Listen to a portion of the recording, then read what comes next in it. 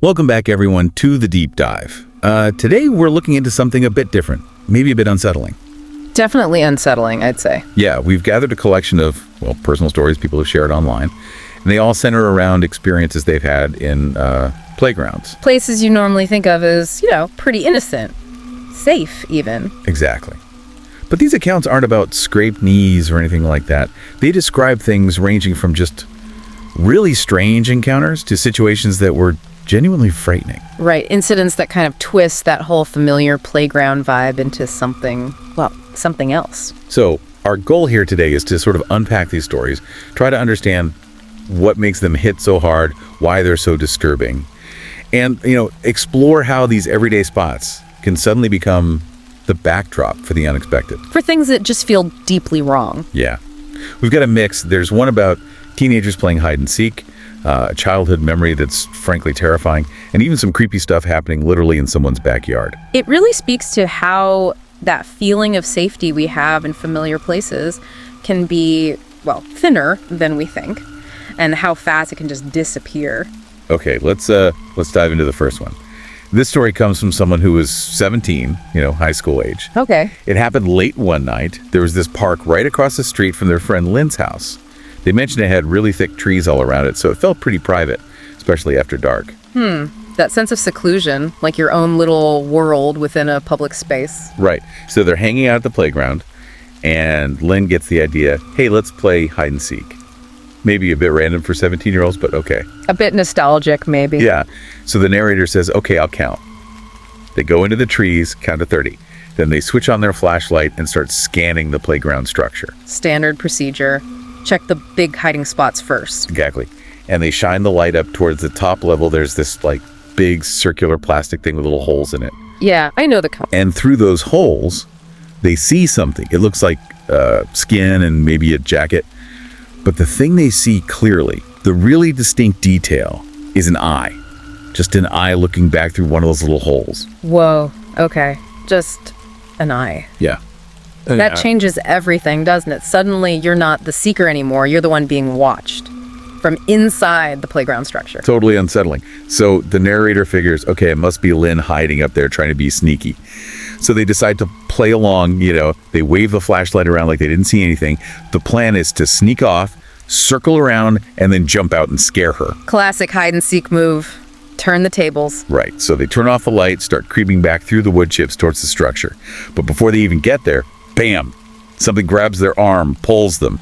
They let out a little scream. It's just a startled response. And then they hear Lynn laughing. It was her. She'd snuck down and come around to get them first. The crank backfired. Totally. So they're both laughing, relief, Yeah. They climb up to the second level platform, which is apparently where they usually hang out. The narrator's still kind of chuckling and asks Lynn, hey, did you know I saw you up there? Hiding behind that plastic thing. And Lynn's reaction is... She's just confused. Genuinely. She's like, what? No, I never went up there. I wasn't hiding up top at all. And that's when it hits them both. Like a cold dread. The narrator insists, no, I definitely saw someone. And then they both remember. They've been hearing these faint sort of creaking sounds earlier, off and on. Didn't think much of it. But now it makes terrifying sense. That noise wasn't just the old equipment. it was someone else, someone who wasn't Lynn. Exactly. Yeah. So the narrator, hard hammering, points the flashlight back up to that top level. And this time the light lands on someone's head, just hunched over the railing, right above where they're sitting. Oh my God. And at the exact same moment, they hear footsteps kicking through the wood chips, directly below them, underneath the platform. So something above, something below, they're caught in the middle. That feeling of privacy is just gone. They're completely exposed. Absolutely terrifying. They don't even think. The narrator says they just reacted, and both of them bolted, sprinting out of the park across the street to Lynn's house. They just stayed there the whole night. And the source is pretty clear. That was it. Yeah. No more late night park visits after that. Wow. That's potent. It takes this innocent game, hide and seek, and just injects this silent, watching presence. The figure doesn't even do anything aggressive, but just being there, hidden, watching, that transforms the whole space. It's that fear of the unknown watcher, right where you felt safe. Yeah, the silence makes it almost worse. Your imagination runs wild. Definitely. Okay, let's shift gears now. This next one is very different. It's a childhood memory, something the person writing wishes they could actually forget. Happened when they were only 6 years old. 6. Okay, that's a whole different level of vulnerability. Kids that age, they trust adults. Their understanding of danger is limited. Totally. So the setting. A really big wooden playground, the kind that's always packed on weekends, tons of kids, parents everywhere. It's a busy day. The narrator, 6 years old, is playing on this big open platform area. And an older woman walks up to them. Right in the middle of everything. You'd think the crowd would offer some safety. You would think. The woman starts talking, calls the kid cute, makes a comment about their blonde hair. The narrator remembers feeling like the woman somehow knew them. She spoke in a really familiar way, and then she drops the lie. She tells the child, "Your mom had to leave and she told me to take you home." Oh no, that's chillingly effective for a young kid. It sounds plausible. An adult saying your parents sent them, it bypasses all the usual stranger danger warnings in a way. And the narrator says, yeah, being 6, they just believed her. So the woman takes their hand, leads them out of the playground towards the parking lot. There's an old station wagon there. And a man, presumably the husband, is in the driver's seat. He acts friendly too, gestures for the kid to get in the back. But interestingly, the narrator remembers, even before they left the parking spot, hearing the man yelling at the woman, like lecturing her about something. So beneath that friendly act, there was already tension, maybe anger, stress about what they were actually doing. Could be. Then they pull out, and the narrator says the man was driving really fast, aggressively. They get to the park exit, there's a red light, they stop.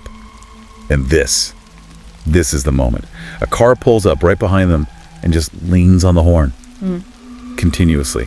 The narrator looks back. Please tell me. It was their mom's car. Oh, thank God. Incredible timing. She must have realized they were gone, maybe saw them leaving. Right. At the absolute last second, seeing the mom's car, the man just guns it, blows right through the red light, floors it down the street. And that's when the narrator says it clicks. They start crying, screaming, realizing these people are strangers, their mom doesn't know them, this is wrong. The realization hits. Terrifying. After driving maybe a block or two, the man just slams on the brakes, pulls over, and yells at the kid, "Get out!" Just like that. The child, crying hysterically, manages to open the door. Just dumped him on the street once the plan failed. Yeah. And the mom, who'd been following, pulls up right beside them immediately, jumps out, grabs them, holds them tight. Just an incredibly close call. Unbelievably close. The source adds a note saying this was back in 2001. So in the panic, the mom didn't get the license plate. And, cell phones weren't really used for calling 911 instantly like they are now. The narrator finishes by just saying they wish they didn't remember that day so clearly. They wish they could just repress it. That's just profoundly disturbing. It hits right at that intersection of childhood vulnerability and predatory behavior, right in a place that should be safe. The deception, the aggression, the near miss. It's the kind of thing that leaves deep scars. It's a stark reminder that familial places don't guarantee safety, especially for kids. Yeah, truly a parent's worst nightmare playing out right there. Okay, our next story brings the creepiness even closer, like right into the backyard. This account is from a single dad living with his 5-year-old son. Okay. They have one of those old wooden playground sets in the yard. Tire swing, monkey bars, slide, the whole deal. So not a public space this time. This is their private property, their sanctuary. Exactly, which makes what starts happening feel even more violating. He says that recently he'd started hearing noises from the playground at night. Just odd sounds. Okay. The first night, he wakes up, hears the tire swing, specifically the rusty chain squeaking back and forth, and he hears a young child laughing. Oh, wow. A child's laughter at night from an empty playground. That's instantly uncanny. That sound belongs to daytime, to innocence, not that. Right. His first thought is his son. Maybe sleepwalking or snuck out. Right. But he checks the kid's room fast asleep, and that's when it hits him. Someone else must be in the yard. Stranger. That sinking feeling. He goes outside, looks around, nobody there. But the tire swing, it's still moving slightly, like someone just got off it. He tries to brush it off, maybe some neighborhood kids cutting through, heads back inside. Trying to rationalize it, find a normal explanation for something that feels wrong. It's a natural defense. But it happens again. The next night, he wakes up again. This time, it sounds like someone stomping up the slide, then sliding down. Stomp, stomp, slide. And again, that little kid's laughter. The same sounds. Same laughter. Checks his son asleep. This time he looks out the window first, right at the playground. Doesn't see anyone on it. But he still hears the sounds. So he goes out again to check. Finds nothing. The sounds persist, even without visual proof from the window. It keeps drawing him out there. Exactly. Then, things are quiet for a couple of nights. He's probably hoping it stopped. But then, He's jolted awake by something totally new, a knock at his bedroom window. Whoa, okay, that's an escalation. From the yard to right up against the house. Yeah, he freezes, terrified, doesn't want to look. But after maybe a minute, he forces himself, peeks out through the window. It's a bit foggy. What does he see? Outside, on the swing set, both swings are moving gently, back and forth, and he hears it again, that child's laughter. He doesn't even pause this time, runs downstairs, throws open the back door, ready to confront whatever it is. Yeah. But it's not kids. It's not kids. No.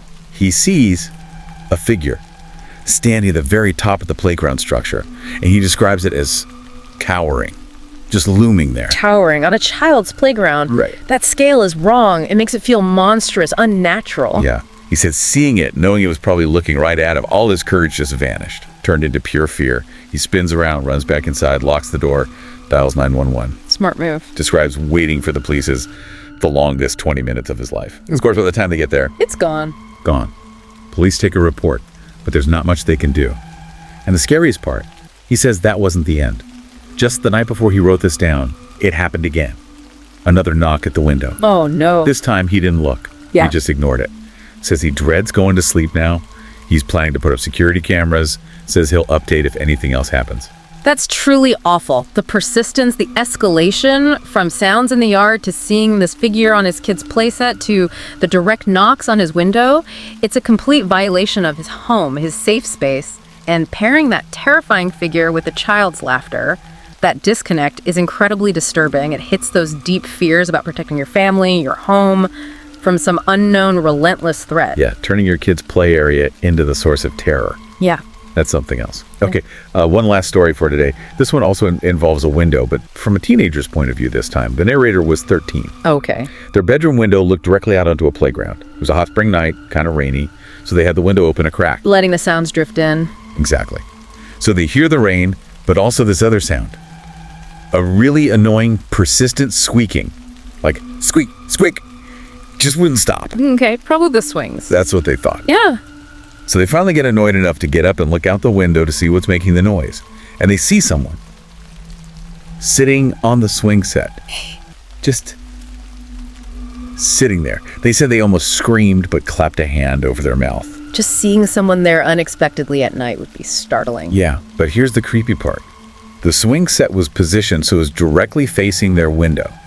And the person on the swing, they were staring straight at the window, just sitting there, swinging a tiny bit, staring right at the narrator's bedroom. Oh, that's different. That's not just someone hanging out. That's focus. That's being watched. The window suddenly doesn't feel like much of a barrier. Totally. The narrator is frozen, too scared to even run to their parents' room. They just wanted to dive back into bed, pull the covers up, and hope whoever it was would just go away.